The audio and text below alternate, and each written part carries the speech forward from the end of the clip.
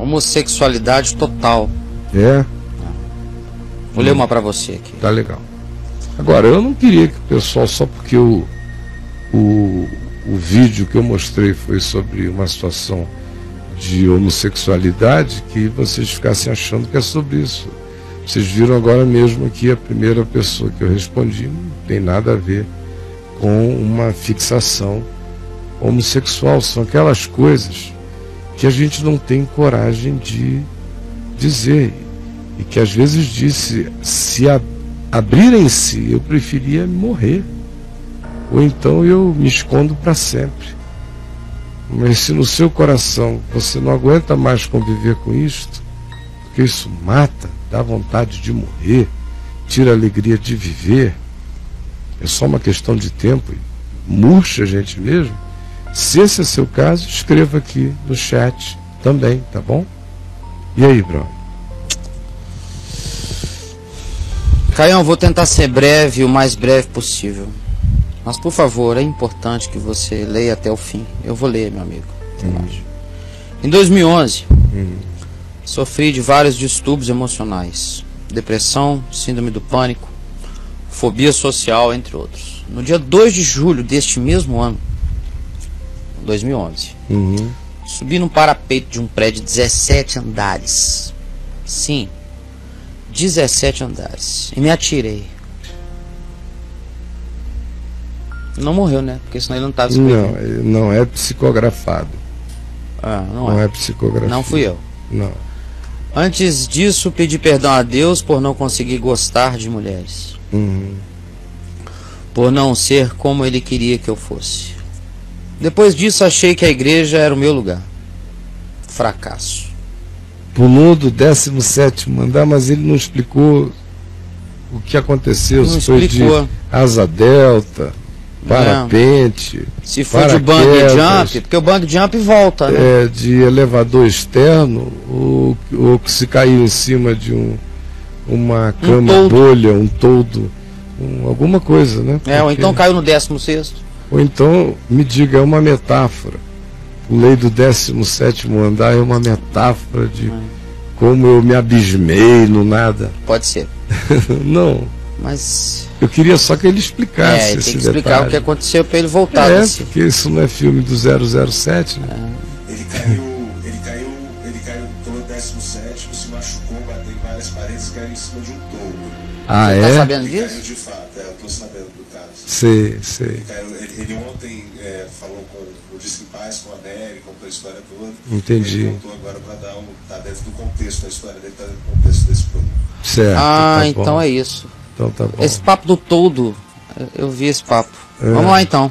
17º, paredes e toldos sem paredes, toldos afins, caiu em cima de um caminhão de colchões. Não, porque uma pessoa, para ter a coragem de chegar no 17º andar de um edifício e pular, cara tá na pessoa não pode dizer que esse indivíduo não queria morrer.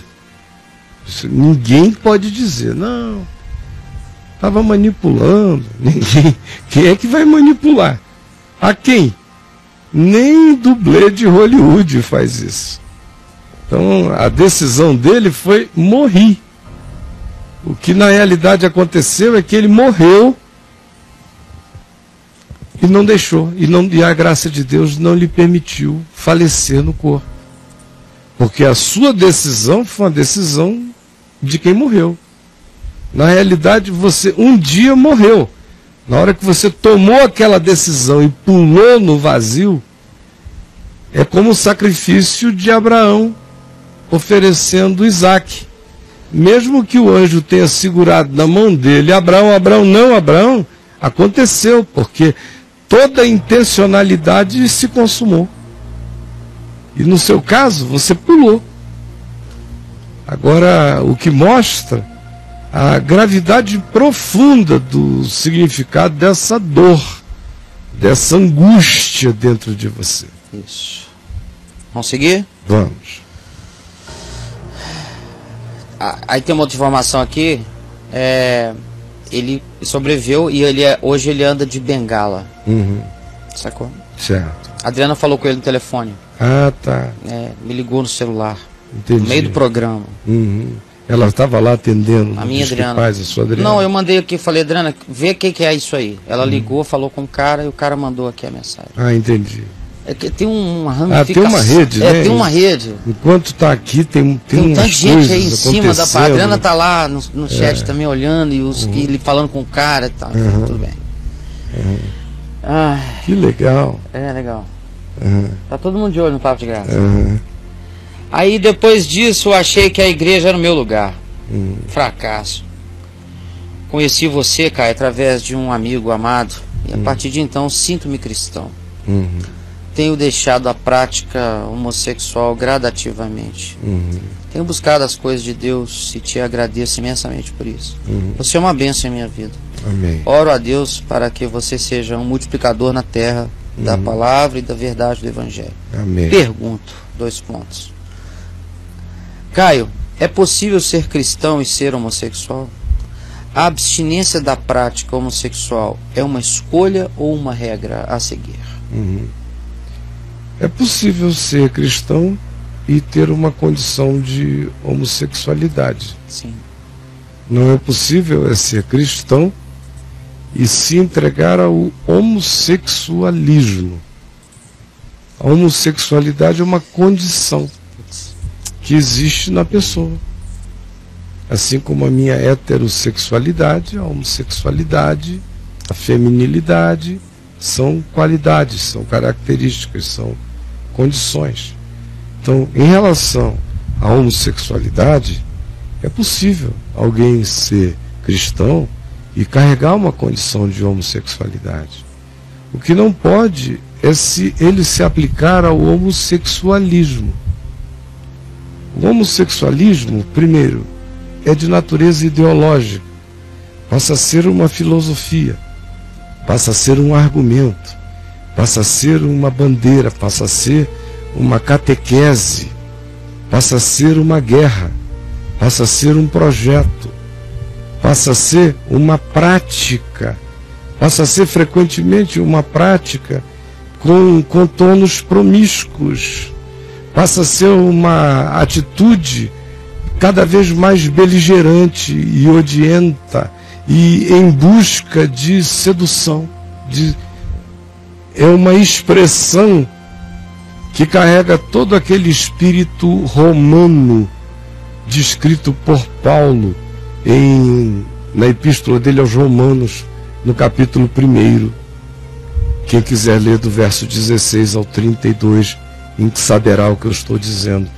É nessa perspectiva ideológica promíscua e desumanizante e fixada idolatricamente no projeto, seja, vamos dizer, do ânus, vamos tomá-lo como simbólico, no ânus como objeto de culto na vida, é que não é possível, porque não há espaço no Evangelho para nenhuma entrega a nada que não seja negar-se a si mesmo, tomar a cruz e seguir a Jesus. E aprender com Jesus, que é manso e humilde de coração, o descanso para a sua alma, e aprender com o jugo de Jesus, que é suave, a viver uma vida humana, sóbria, digna, equilibrada, tranquila, calma, pacificada, prudente e serena em Deus. Sua segunda pergunta: se eu sou um cristão e tenho uma condição de homossexualidade, não ter relações sexuais homossexuais é regra ou é opcional? Foi mais ou menos isso que ele perguntou? É uma escolha ou uma regra a se seguir? É uma escolha ou é uma regra a se seguir? Bom, Jesus falou sobre isso, não propriamente sobre a homossexualidade, mas sobre algo com muita equivalência do ponto de vista do significado da sexualidade. Quando ele falou sobre os eunucos, porque havia eunucos que eram heterossexuais castrados por uma ação violenta de um senhor de escravos, de um rei, e ele, pela castração, perdia naturalmente, depois de um tempo, as suas pulsões de natureza físico-químicas em relação ao interesse pelo sexo oposto. Ele podia apenas não ter nenhum desejo de outra via homossexual, mas ele estava ali para ser aquele autômato de serviços nas cortes, por exemplo. Havia um segundo tipo de eunuco, que era aquele que nascia eunuco. Por que nascia eunuco? Porque, sendo um homem, no caso, especialmente se está referindo sempre a homens, quando se fala de eunucos na antiguidade, sendo um homem biologicamente, tendo pênis, toda a constituição física de um homem, o indivíduo nasceu sem a pulsão sexual de um homem. Pelo menos não a pulsão sexual de um homem em relação à mulher, a desejar possuir a mulher. Por isso esse eunuco, que nasceu sem a pulsão sexual de possuir a mulher, ou o eunuco sem essa condição também, sem esse desejo de possuir a mulher, mas caracterizado por uma disfunção também de natureza física, ou um eunuco hermafrodita, que carregava parte da genitália e expressão peniana, e de várias naturezas, e que se inadequavam ao processo de normalidade física do coito. Eram pessoas que, nascendo numa determinada condição de escravidão, por si mesmas já se tinham feito eunucas desde o nascimento, nasceram com aquela impossibilidade, nasceram sem aquela atração, nasceram sem aquela vontade, nasceram sem aquele excitamento, pelo menos em relação ao objeto oposto que se deveria desejar. Então, nesse caso de eunucos de corte, que nasceram eunucos, eram figuras ideais para se colocar na corte, porque era como encher uma corte com pessoas homossexuais cuidando das mulheres. Ninguém estava afim de mulher. Essa era a função social de um eunuco na antiguidade, entre outras, mas essa é uma das mais importantes. E por último, Jesus disse que tem um terceiro tipo, que são aqueles que se fazem eunucos por amor ao reino de Deus, que de maneira bem imediata era o caso dele, Jesus, que não teve relações sexuais com ninguém, não casou com ninguém, não envolveu-se com o sexo oposto. O caso de João Batista, ou provavelmente o caso do apóstolo Paulo, que não era o caso de Pedro, talvez tivesse sido o caso de João. Provavelmente também, como diz Paulo em 1 Coríntios, fosse o caso de Barnabé, a quem ele diz que era um indivíduo que também andava sozinho como ele. Pessoas que escolheram, como Paulo diz em 1 Coríntios 7, servir integralmente a Deus, ou uma causa sublime, e entenderam que não teriam energia na vida para se dividirem entre dois mundos. Um muito privado, que demanda toda atenção, cuidado, carinho, e um outro de serviço ao todo da existência, e preferiram escolher aquela outra perspectiva missional.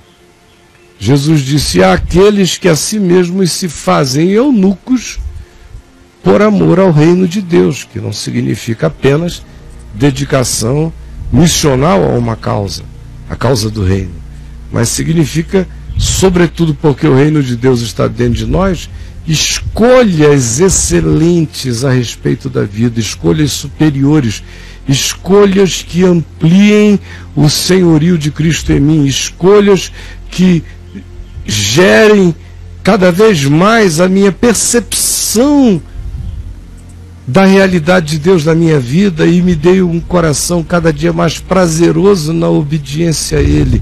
Essa é a escolha, essa é a melhor parte. Jesus, todavia, concluiu dizendo: nem todos, todavia, estão aptos para este conceito. Ora, quando Jesus disse isto, ele disse que esse era o ideal. É o ideal que cada eunuco, seja qual seja a sua condição, seja eunuco de alma e coração por amor ao reino de Deus. Mas nem todos estão aptos no sentido mental, no sentido psicológico, no sentido espiritual, no sentido do desenvolvimento do caráter, no sentido da segurança pessoal, no sentido da amizade com Deus, da comunhão com Deus, do refastelamento do espírito em completude diante de Deus. Nem todos estão aptos, porque só essas coisas nos tornam aptos para essas escolhas superiores na vida e transcendentes na vida.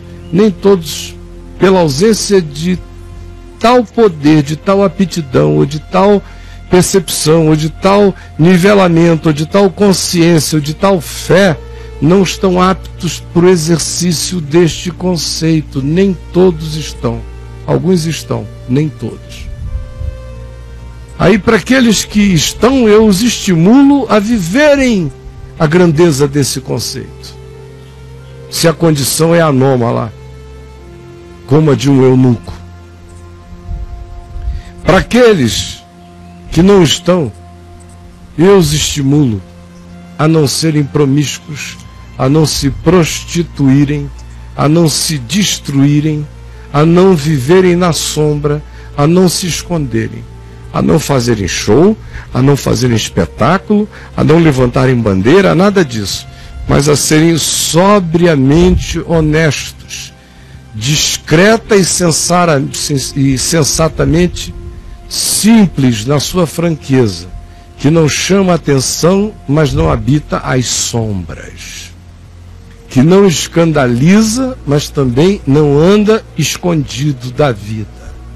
É isso que eu ensino, com essas palavras e com esses termos, sem detalhamentos, pedindo a cada um que, com a sua própria consciência, decida se está apto para este conceito, que melhor seria, segundo Jesus, por amor, por discernimento do reino de Deus. Se não estiver, que não deixe de viver o ideal de Deus, escolhendo o pior do inferno para a sua alma. É o que eu digo a todo mundo.